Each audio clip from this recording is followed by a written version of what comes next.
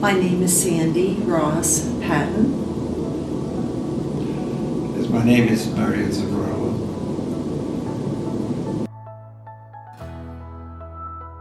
One of my major area of practice is patient presenting with brain strokes, and subarachnoid hemorrhage is part of the brain strokes. Many patients with subarachnoid hemorrhages have rupture aneurysm, and unfortunately, many patients can die from a rupture aneurysm, but many patients unfortunately survive. And the major problem with a patient surviving hemorrhage is long-term recovery. And they are in the hospital. We provide as much support as we can in the hospital.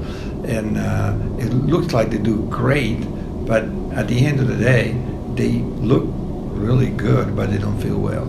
And this concept of them feeling well has been always in the back of my mind, how we can make the recovery better.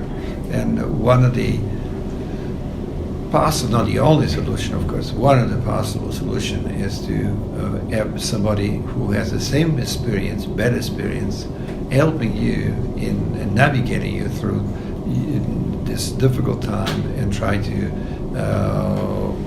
overcome the problems.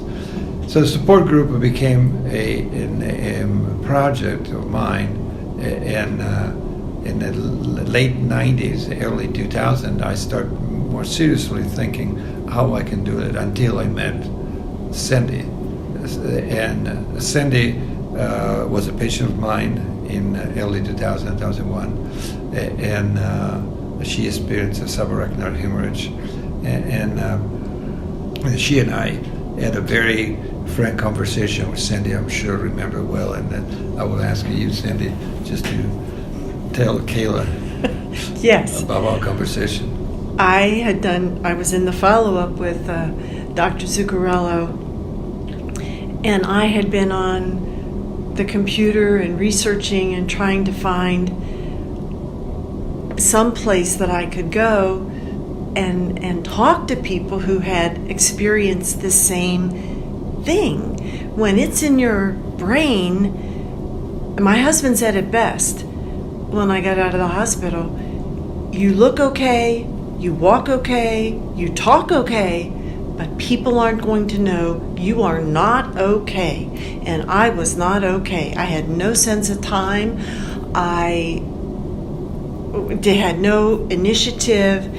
And when I followed up in one of my meetings with Dr. Zuccarello, an appointment, I asked him point blank, isn't there a support group for people who've had this? And that's when he told me he knew of one in Boston. I was able to go to that meeting in Boston, and for the first time, I felt like, oh, I am with people who understand what it's like to be in your body and think everything's different. And I have to add one more piece of information about this. Cindy was in my office, and she was complaining correctly, so reporting rather than complaining. Memory issues, don't be fatigued, not be willing to go back to work. And if I remember correctly, you were working for Delta Yes. company. Yes. And so I said, and then she asked me about, any other places like where support groups. And I said, what about, Sandy, if you start a support group and I will help you? And that's just the way it was. Since she worked for Delta, you have some tickets, I remember, and they access at least tickets. Okay, go to Boston, like you said, where they have a support group, and that's the way we started. My company was very, very supportive of me because I literally had been carried out of the office as a result of my hemorrhage, and they were very supportive. I was able to go to Boston. When I came back, I gave it a lot of thought, and I think I wrote Dr. Zuccarello a letter and said, yes, I will work on this, and that was the beginning. It's just the fact that I still get emotional, that you're able to talk to somebody who says, I know what you're feeling. That means so much. Sorry. No, I mean, you are absolutely correct, and nothing is more powerful than to be reassured that Yes. today you feel well, but if you're patient, if you work hard, you're going to be feeling much better. Yes. You may not be the same like you were before that, Yes. not 100%, but very, very close. Yes. As close as possible. And the support group benefited tremendously of two other ladies.